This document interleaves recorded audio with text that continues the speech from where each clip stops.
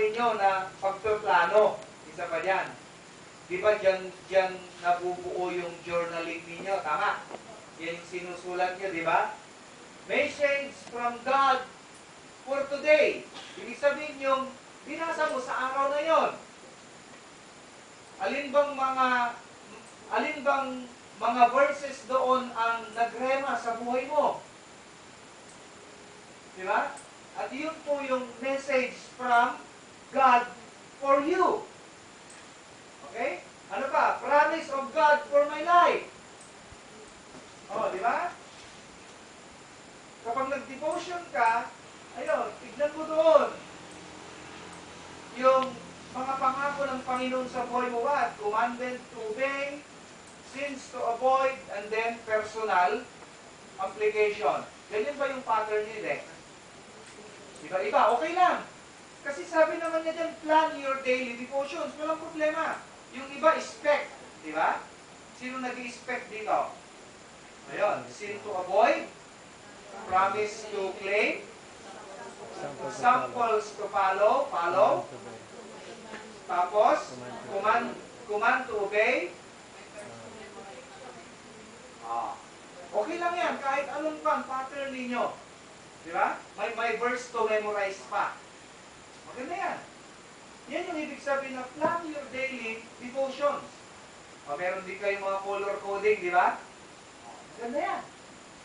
Kaya nga doon sa Biblia, alam niyo, ang advantage dyan sa Biblia ninyo, kapag nagkakaroon kayo ng color coding, kapag merong biglaan na magbe-message ka, maghanap ka ng verse, napakadali. Pangako, kamo lang. Color coding lang, makakahanap ka na ng pangako. Di ba? Tapos, sins to avoid, kamo. Alam mo na yung kulay. Maganda yung Bible na may ganyan. Madali nyo ma-identify ka agad. Okay, so ano po yung how to study the Word? Plan your daily devotions. Amen? Okay, next.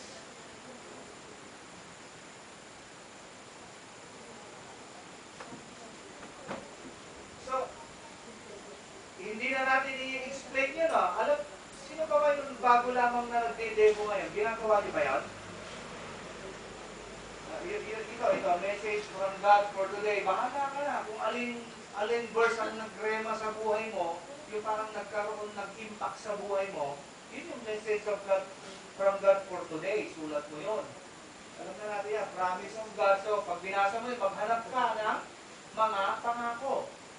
Commandment, kapag may mga commands doon, yun, hanapin mo, guhitan mo yun. Dapat yan nga, yung plan your daily devotions, yan din manggagaling din yung devotion ay meditation mo.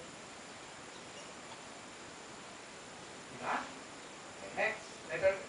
Number 3. Ayan, ito na po yung task. Benefits of studying the Word.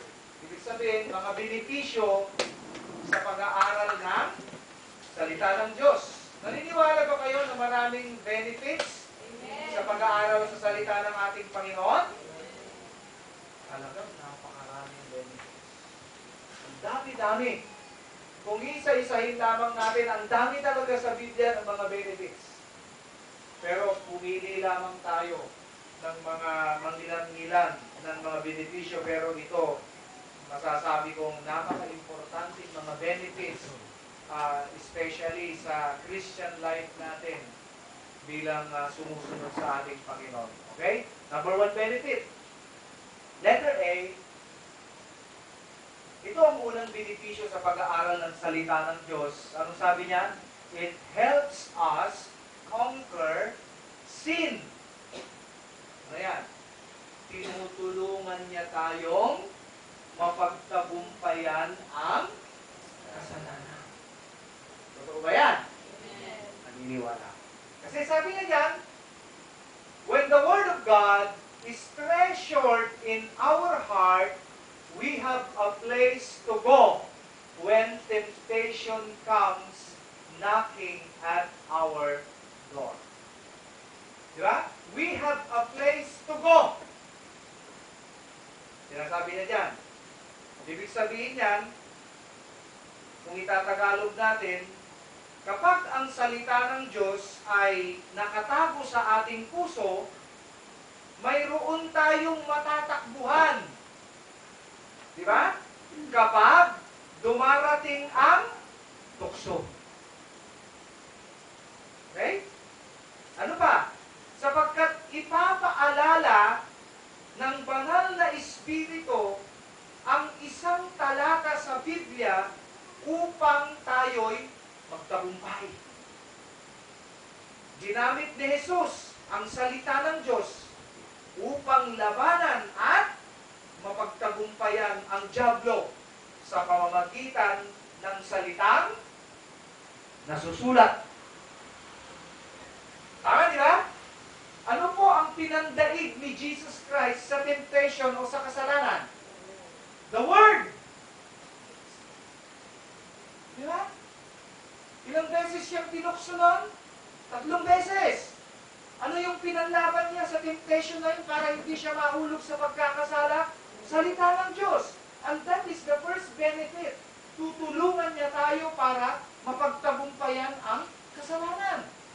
Kaya nga kapag tayo ay laging nakababad sa salita ng Diyos, lagi natin napagtatagumpayan ang bawat tukso at ang bawat kasalanan. Sapagkat meron tayong matatakbuhan. Saan? Sa mga salita ng Diyos na naitanim dito. Mga talata na nabasa natin na magpapaalala sa atin at magbibigay lakas upang huwag nating gawin ang mga bagay na hindi nais ni Lord. Sabi pa niya dito sa Psalm 119 verse 11, Your word, sabi ni David, I have hidden in my heart that I might not sin against you. Tama, di ba? Ito ang ginawa ni David sa kanyang personal na karanasan sa buhay bilang isang hari, bilang isang ama, bilang isang alipin at sumusunod sa Diyos. Paano po niya naiiwasan ang paggawa ng kasalanan? Itinatago niya kasi yung salita ng Diyos sa kanyang puso. Ibig sabihin, ano po yung approach doon? Pang-ilan yun? Meron po siyang receptive heart. Kaya, si David, sabi niya dito, para hindi ako magkasala. Ang weapon ko ay ang armas ko, sabi niya, sandata ko ay ang salita mo na nakatago sa puso ko. Ito kasi yung panlaban mo eh. Kung wala kang nabasa at hindi ka nagde-devotion, kapag dumating ang temptation, anong word of God ang panlaban mo? Wala. Kaya importante ang salita ng Diyos. Isang benefit ito. Kaya huwag niyo lamang liliitin ang salita ng Diyos. Sabi niya, ang title natin, The Word is the fountain of life. Yan ang bukal ng buhay sa pamamagitan ng salita ng Diyos. Pangalawa, anong sabi niya? It will also prepares us to confront doctrinal errors. Ibig sabihin yan, inihahanda tayo upang pagulaan ang maling aral. Amen. Totoo, hindi? Totoo po. Yan ang isang benepisyo. Kagaya ng sinabi ni Pablo sa sulat niya kay Tito, ipinaliwanag niya ng ganito, holding fast the faithful word as he has been taught, that he may be able by sound doctrine both to exhort and convict those why contradict. So, ipinapakita lamang dito, sa binabasa natin na, ang isa pang benefit, inihahanda niya tayo para madali po nating ma-determine ma-recognize ang mga maling aral. Kaya nga, sabi nga, small knowledge is very dangerous.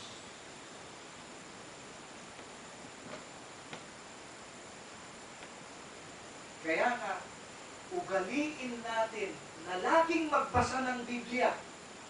Dahil ang kaalaman na yan ang magbibigay sa atin ng liwanag sa mga maling katuruan. Kaya nga, maraming tao ang nalilin lang ngayon because of what?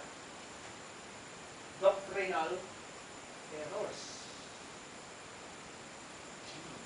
Meron pa tayong isang kasama, nagtibuloy. Mabay-bayat, mga Kristiyano. Kultong-kulto yun. Sa mga pinakakulto na narinig ko, yun talaga, ang grabe. Sinabi niyang siya ang daan, papuntang Ama.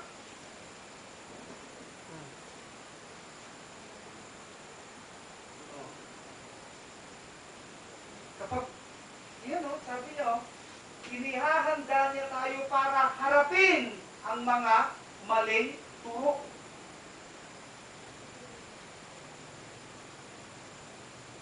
Yung mga iba, ayaw nilang maniwala na si Jesus Christ ay Diyos.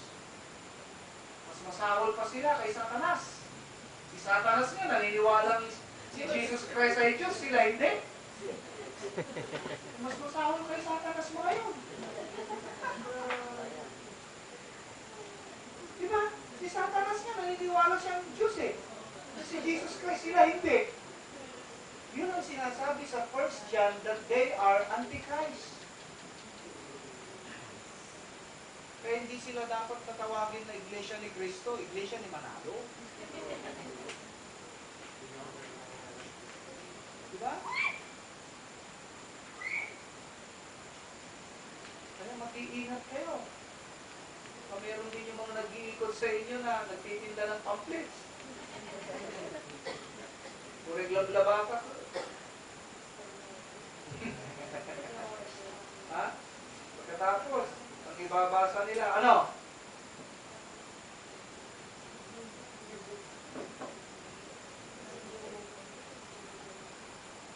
Hindi, may pamagat din Sa iglesia, pasubo. Yung sa kanila, tower. Yun ang tinuturo nila, hindi Biblia. Kung sa Mormons naman, si Jesus Christ daw may asawa.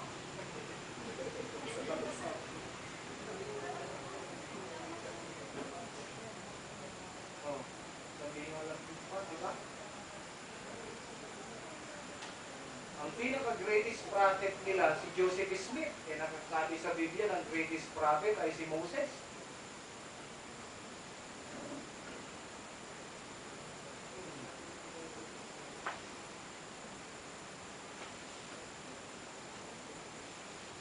Kaya, ang benefit na laging nagbabasa, sabi niya dito, kapag lagi ka kasi nagbabasa, marami kang nalalaman at doon sa mga nalalaman mong yan, doon mo mamaya makikilapis kung ano yung tama at maling katuruan. Basta mag-stick ka lang sa Bible kasi may mga grupo na ibang Biblia nila. Kaya nung mo, parang ito, sabi niya, kape, kung may kape, may gatas. Ang Biblia, ito yung kape, ang gatas, yung buhok mo.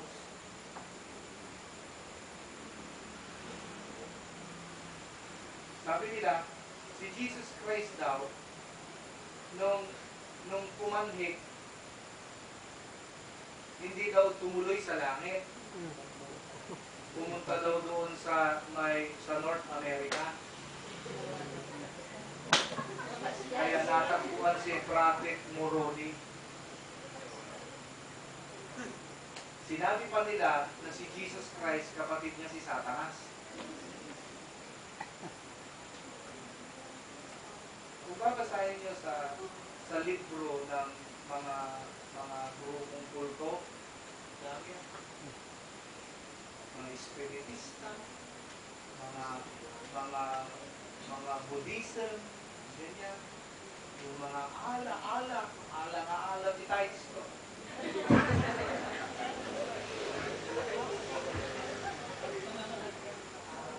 Pero si ala, religion di simbahan tatak. Lagi nilang tinatawag si ala, 24 di kapilya. Okay. So, benefit yan. Next. Letter C. Ayun, no? It helps us in spiritual warfare. Okay. Ibig sabihin yan, tinutulungan niya tayo sa spiritual na nakikipagbaka.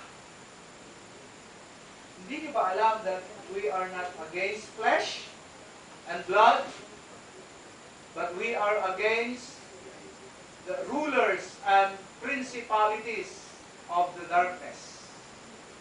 Ang sabi niya dyan, okay, tinutulungan niya tayo sa spiritual na pakikipagbaka. Ito ang isa pang benefit. Sapagkat ang Biblia ay kagaya ng isang tabak na ginagamit para lumusob at magdepensa. Ito yung tabak. With Bible verses, we can confront the enemy and order him to let go of our lives, finances, mind, and emotions.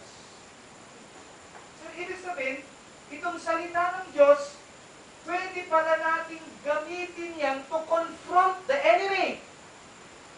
Yan ginawa ni Jesus Christ, di ba?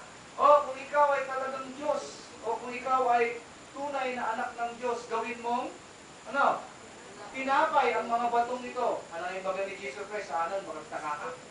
Ano yung baga dyan? Anong sinabi niya? He confronted Satan by the Word. Kung minsan sabihin natin, in order to let go, in order that the devil go away of our lives, palayasin natin. Ha? Demonyo. Lumayas ka. O, mga finances, kung minsan, nandyan palang demonyo. Ha? Ano ba? Emotions. Kaya nga sinabi niya, anong gagamitin natin? And take the helmet of salvation, hindi yan, but the sword of the Spirit, which is the Word of God. Bakit doon sa armor of God, listing of the armor of God, bakit sword ang pinili niya which refers to the Word? Diba, dun sa armor of God, kung makikita natin, may sandalyas, may bigkis, may kalasag, merong breastplate, may helmet. Bakit sword kaya ang isinimbolo sa espada ay sa salita ng Diyos?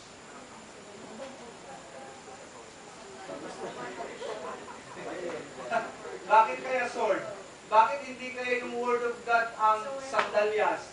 Hindi yung sintron.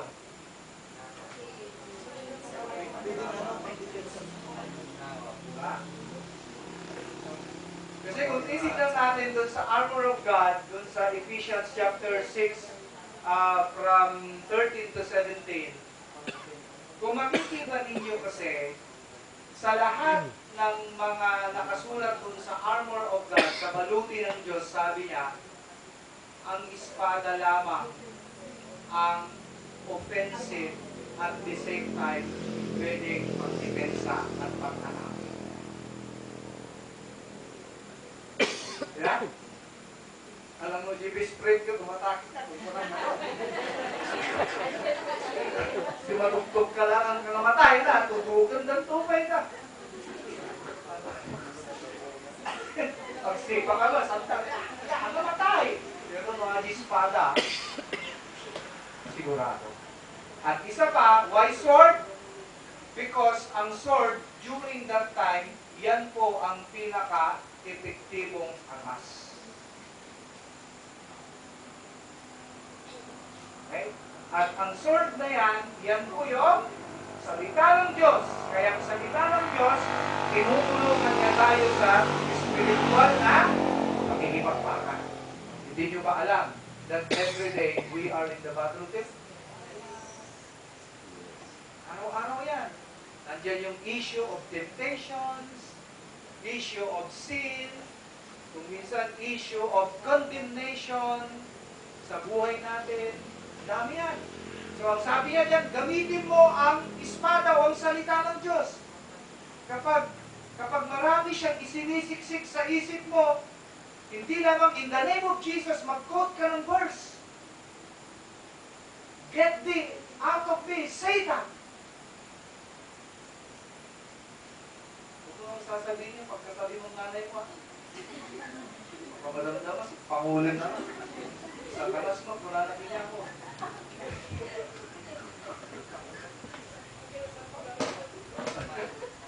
Sabi ko, huwag mong sasabihin yun, pagkapag mamaya, nakikinig yung kapitbahay mo, get thee out of me, Satan! Mamaya, batuhin ka ng kapitbahay mo. Kala na, pinapalayas mo siya. Di ba, napaka-importante sa salita ng Diyos? Ang laban yan, pang-confronta yan sa kaaway. Kahit ano man ang gawin niyang pang-aatake sa atin, ang salita ng Diyos, yan ang espada natin at tinutulungan niya tayo sa ating pakikipagbaka sa spiritual at kalagayan. Okay, next. D. Ayun o. It makes our prayers what?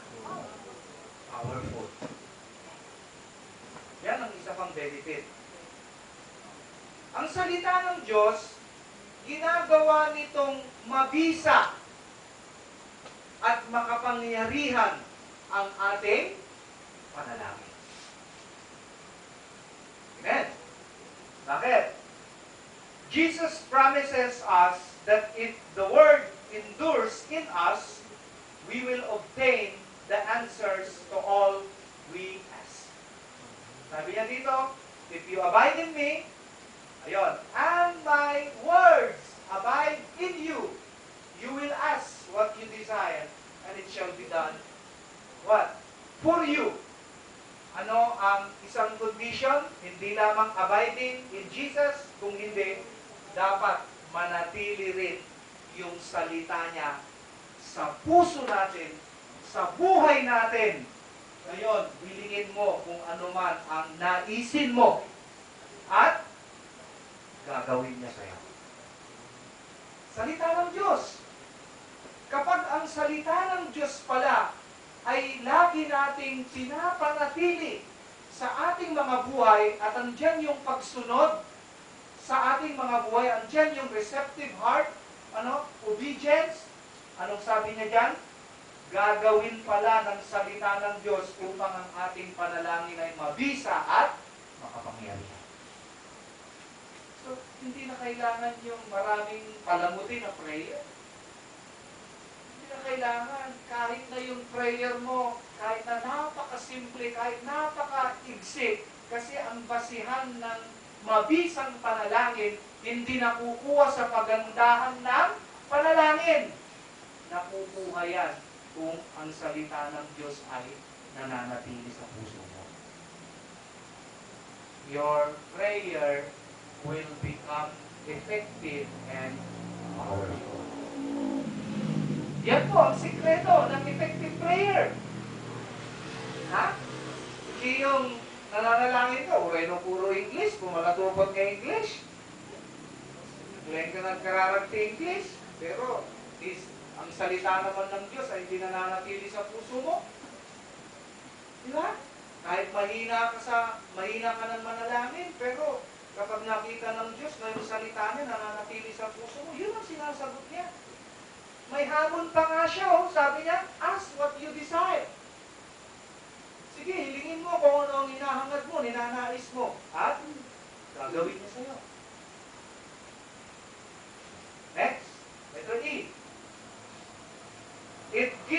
us the security of salvation. Binibigyan niya tayo ng kasiguruhan or katiyakan sa ating kaligtasan. Salita ng Diyos, nagbibigay ng kasiguruhan o nagbibigay ng katiyakan patungkol sa ating kaligtasan. Kasi, ang sabi niya dyan, nung tayo'y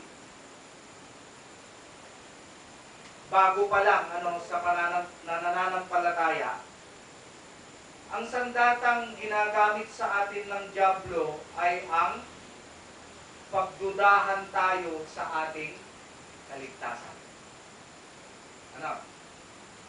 Siya ang nagdadala ng kahatulan sa atin upang isipin nating iniwan tayo ng Diyos at hindi tayo karapat-dapat sa Kanyang magpapatawad. Ang ginagamit ng dyablo kung minsan,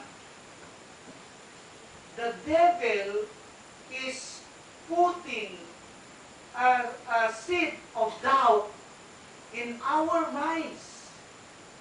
Para kung minsan, magdududa ka pa sa kaligtasan mo.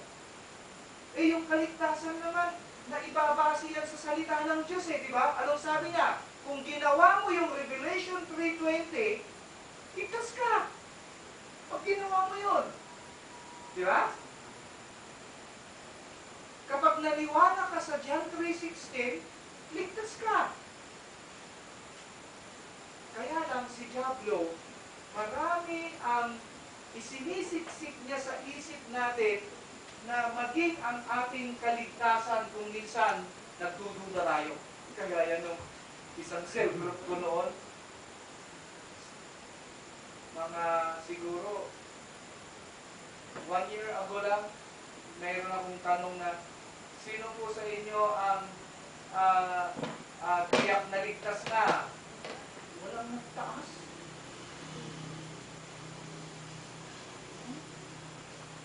Alam nyo, ang kinakailangan gawin ng isang Kristiyano ay matiyak niya na siya ay ligtas. Baka matandama ko, langit, kung kunang ka, baka matandama, tuyak na, kunang na. Dapat siguruhin mo. Baka diyan mo, puro langit, tipang panunutan, baka nandama, bali na pala, matay na, tuyak na, ay hindi ka mo kinang. So dapat matiyak mo. Dahil ang dyablo patuloy na nagtatanim yan ng pag-aalinlangan patungkol sa kaligtasan mo. Hindi ka ligtas. Bakit sinabi mong ligtas ka?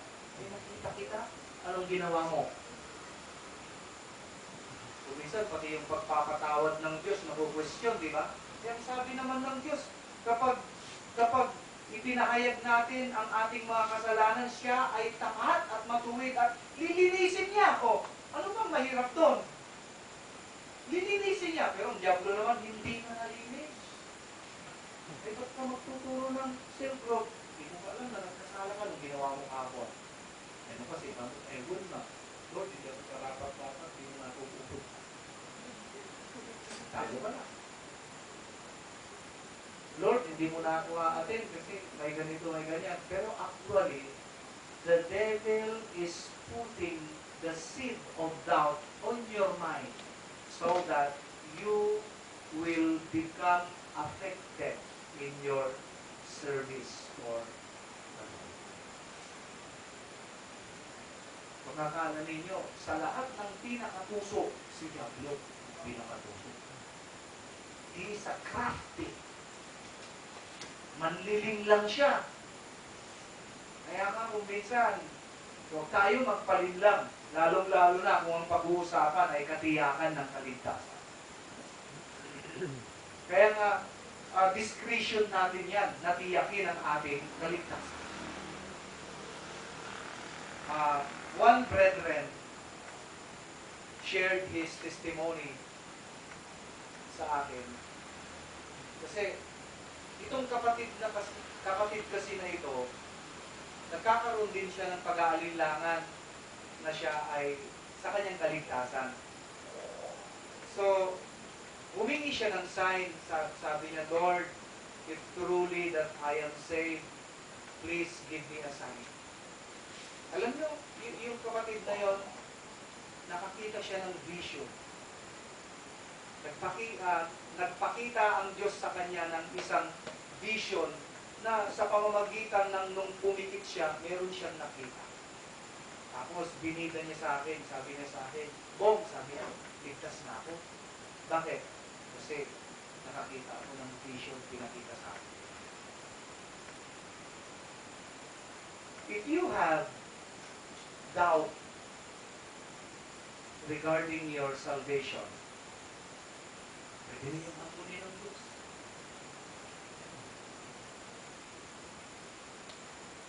Patutunayan sa inyo. Hindi lamang sa mga signs, kahit anong signs. It depends kung ano yung paraan na gagawin ni Lord just that your salvation is secure. Diba? So, anong sabi niya? Satan's special weapons is to make you doubt your salvation. Anong sabi niya? Special weapon. Sino ang pupunta ng langit pag namatay siya? Sino ang ligtas sa gabing ito? Tigil-tigil na. Tigil-tigil. Okay, next. Ito pa, isang verse pala. These things I have one. These things I have written to you who believe in the name of the Son of God, that you may know that you have eternal life, and that you may continue to believe in the name of the Son of God. Okay? Sabi niya diyan, kapag naniwala ka sa pangalan ng anak ng Diyos, at malalaman mo na meron kang buhay na walang hanggan. Pero ang paniniwalang yan, kinakailangan tuloy-tuloy. Okay? Sinasabi niya, ang salita ng Diyos, yan po ang nagbibigay sa atin ng katiyakan ng kaligtasan. Ang salita ng Diyos, yan ang nagbibigay ng security, no? Na tayo po ay ligtas. Maraming mga basihan, di ba? Revelation 3:20, John 3:16, Genesis 1:1.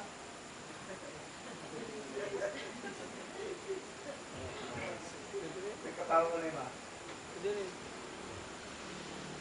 Okay, next. Maturog kayo eh. Ayun o. It brings peace in affliction. Okay. Ito ay nagdadala o nagbibigay ng kapayapaan. Sabi niya dito, sa oras ng kaguluhan.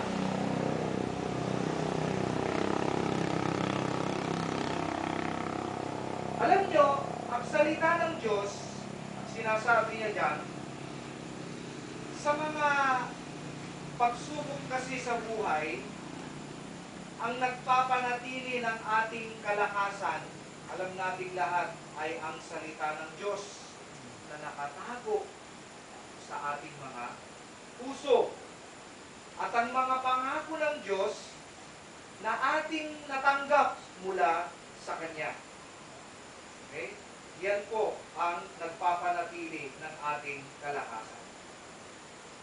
Sapagkat pinalakas ng Panginoong Hesus ang Kanyang mga alagad ng Kanyang sinabing, sinasabi ko ito sa inyo upang kayo'y magkaroon ng kapayapaan sa pakikipag-isa sa akin. Mayroon kayong kapighatian, ayan, tribulation or affliction, dito sa sanlibutan. Ngunit, anong sabi niya? Lakasan ninyo ang inyong loob sapagkat napagtagumpayan ko na ang sanlibutan. Tignan mo yung kinote natin sa salita ng Diyos. Yan po yun. Sabi niya dito, in this world, you will have tribulation or affliction, but be of good cheer. I have overcome the world.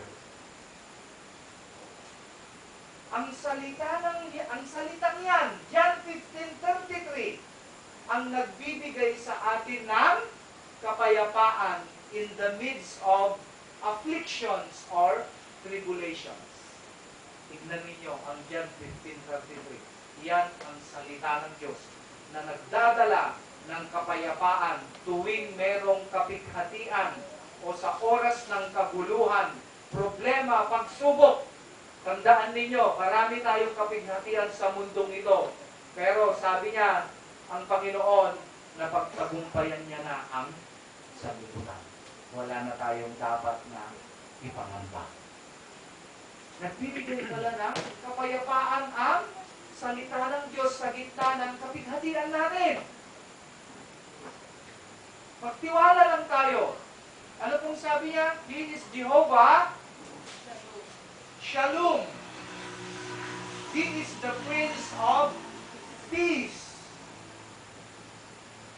At yung Prince of Peace na yan, at ang Jehovah Shalom na yan, siya rin yung Jesus na verbo o ang salita na tinutukoy sa John chapter 1 verse 3.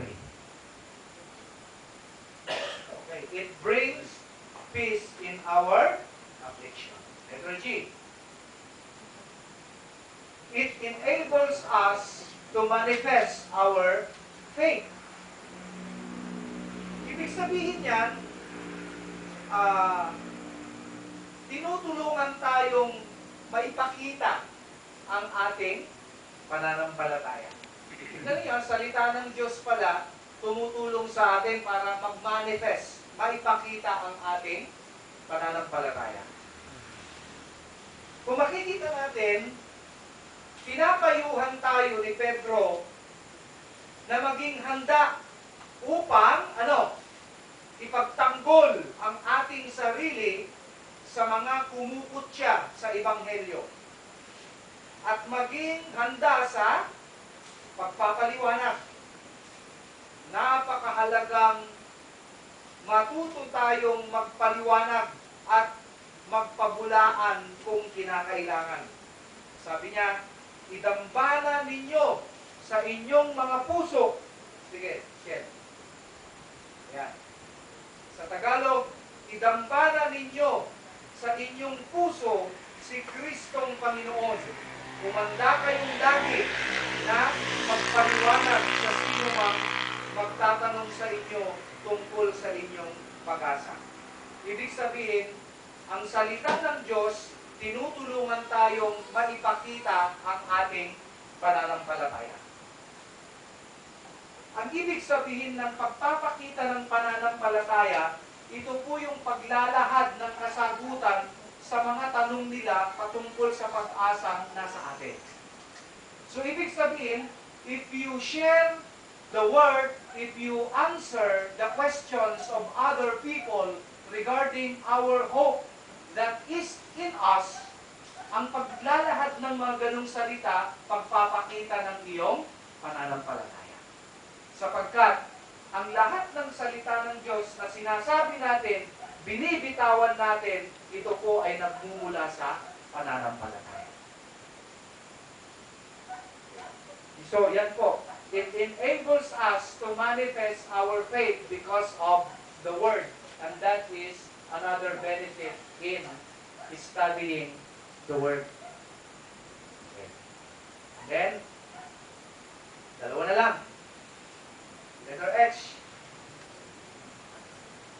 It guides us through life's decisions. Ginagabayan niya tayo, sa ating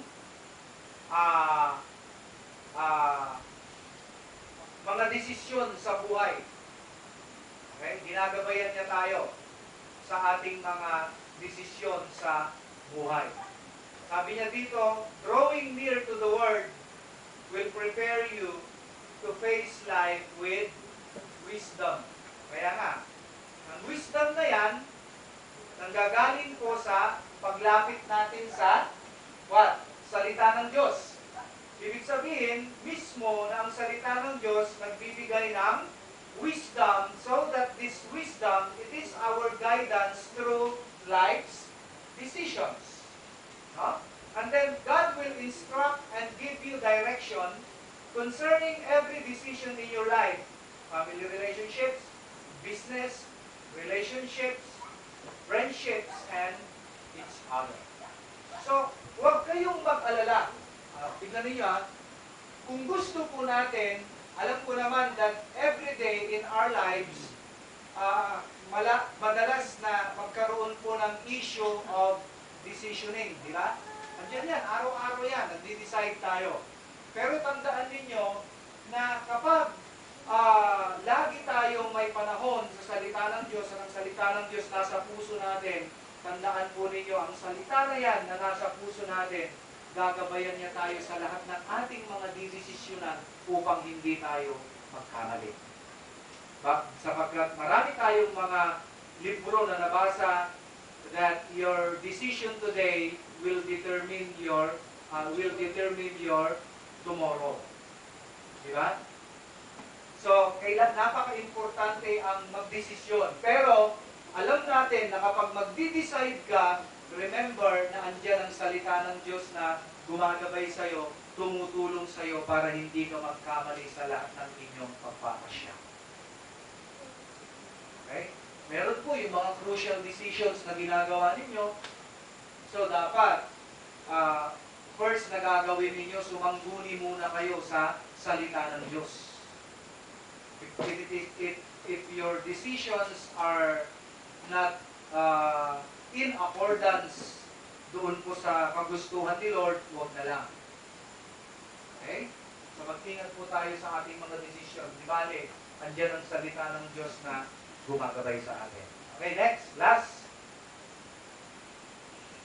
Okay, isa pa yan. Sabi niya, the word is a lamp unto my feet and a light to my path. Okay. Yung salita ng Diyos, siya po ang tinatawag na lampara ng ating mga paa at ilaw ng ating dinaraanan. Okay. Okay, last. It guarantees us a successful life. Hallelujah. Ibig sabihin, ang salita ng Diyos, ito po ang nagbibigay sa atin ng garantiya para sa isang matagumpay na pamumuhay. Hindi niyo ba alam ng salita ng Diyos? Yan po nagbibigay sa atin ng garantiya sa isang matagumpay na pamumuhay. Sabi niya sa Joshua 1:8, sabi niya doon sa last phrase, if we meditate the word day and night, sabi niya dito, for then you will make your way prosperous. Hallelujah. That is success. And then you will have good success. Amen? Ang Biblia, ang salita ng Diyos, ang nagbibigay ng garantiya sa isang matagumpay na. Okay? Kaya, ito na lang ang gawin ang mga pruweba na gusto kong makita ninyo sa buhay ninyo. Alam nyo, ang mga Kristiyanong labis nilang pinapahalagahan ang salita ng Diyos sa kanilang buhay sa pamamagitan ng pagbibigay ng panahon, pagbibigay ng interes dito. Ito po, kahit tignan ninyo, pansinin ninyo kung meron kayong kakilala, yung mga Kristiyanong very devoted sila, very faithful sila sa salita ng Diyos, yun po ang mga nabubuhay na prosperous and successful in life. Naniniwala ko. Dahil nakasalalay dito ang tagumpay ng ating pamumuhay sa salita ng Diyos. Amen? In conclusion, tapos na po. So, pamagat po natin, ulitin ko, ano yon? The Word, the fountain of life. Ang salita, sabi niya dito, ang bukal ng buhay. Kaya tandaan ninyo, in conclusion, ang salita ng Diyos ay bukal ng buhay. At ang mga pangako, sabi niya dito, subalit maraming beses, hindi natin ito binibigyan ng halaga. Pero sana, bigyan po natin ng halaga ang salita ng Diyos dahil ito pala ang bukal ng buhay, mga kapatid. Tandaan po rin natin na ang pagbubulay-bulay at pagsasabuhay sa salita ng Diyos ay nagbibigay ng katagumpayan sa ating buhay. So huwag nating kalimutang pagbulay-bulayan ang salita ng Diyos. Huwag nating kalimutang isabuhay. Magkaroon din tayo ng open heart or receptive heart dahil dyan nagmumula ang tagumpay sa ating pamumuhay. At paalala lang po, huwag kaligtaang bumili ng kwaderno. Takot kayo, ah. Okay? Paalala lang po, huwag kaligtaang bumili ng notebook. Isulat doon ang mensahe ng Diyos sa iyo. Message from God, for the day.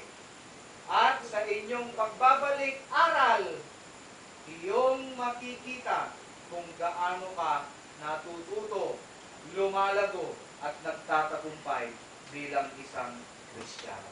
Tandaan ninyo, maraming mga benepisyo ang nagbabasa ng Biblia. Higit sa lahat, maraming benepisyo ang salita ng Diyos ay pinapanatili nila sa kanilang puso.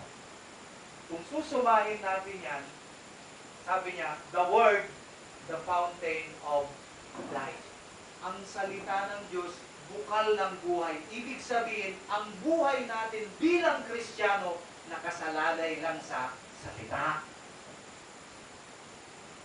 Yan ang ibig sabihin ng fountain of life.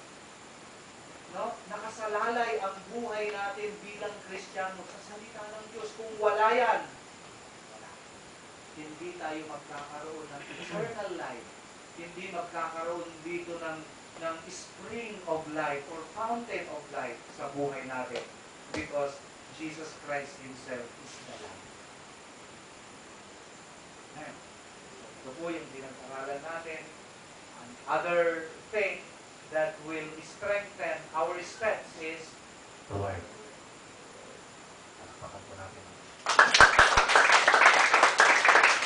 O, nakakaapat na po tayo. So, ang request ko lamang po, please, bigyan po natin ng halaga ang ating pinag-aralan. Kung hindi man nagiging consistent ang daily devotional ninyo, kasama dyan yung pagbabasa ng salita ng Diyos, gawin mo na, kapatid.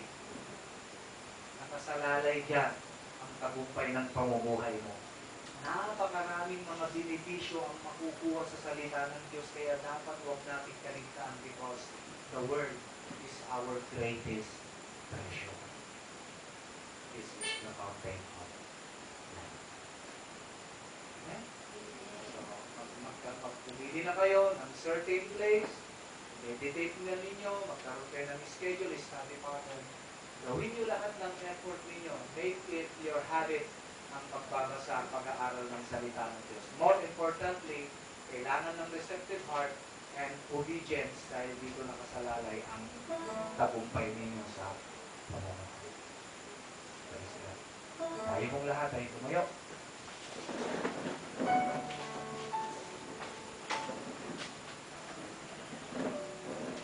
Shall we close our eyes? Bow our heads.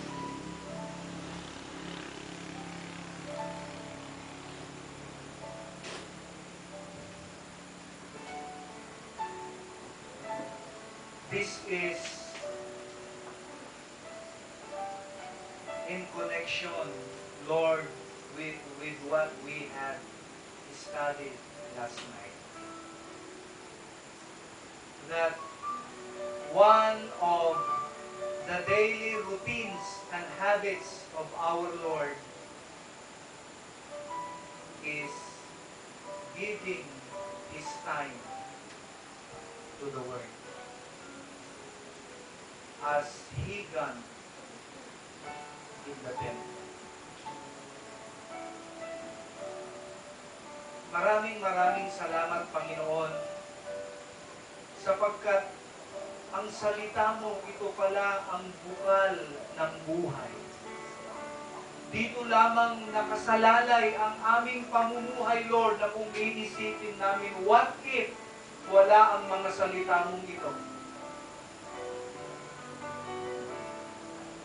Napapagtanto namin, Lord, kung anong magiging kalagayan namin kapag wala ang mga salita mo ngayon sa buhay namin. Magiging miserable ang buhay po namin.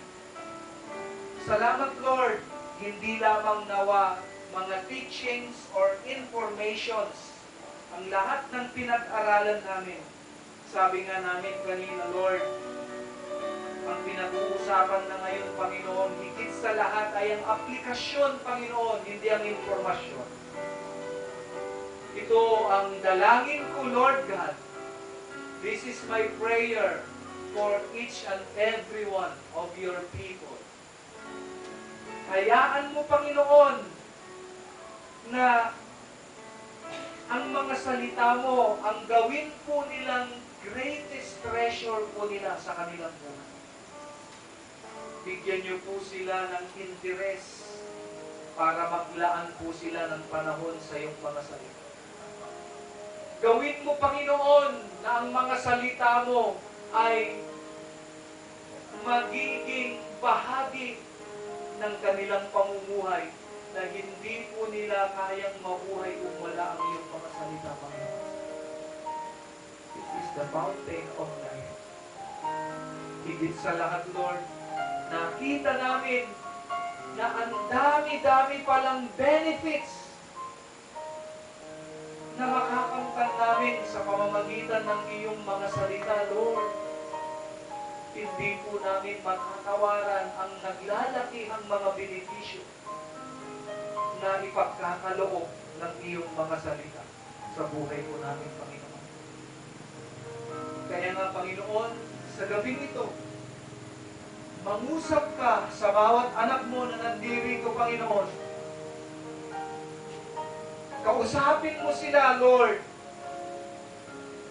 upang mas higit pa nilang pahalagahan ang iyong mga salita. Tulungan mo po sila na magkaroon ng personal devotion sa iyo, na kasama doon, Panginoon, ang pagbabasa at pag-aaral ng iyong mga salita. Jesus, gusto mo, Panginoon, na kami po ay maging matagumpay, maging prosperous at successful sa lahat ng aspeto ng aming pamumuhay. Pero nakita namin na nakasalalay lamang ito sa iyong mga salita. Hayaan mo, Panginoon, ng mga salita mo ay laging manatili sa aming mga puso na kagaya ni David, upang hindi rin po kami magkasala. Isa sa mga napakagandang benepisyo pa. Salamat, Lord. Tulungan mo po kami na ang iyong mga salita ay gagawin po namin lahat-lahat sa aming mga buhay.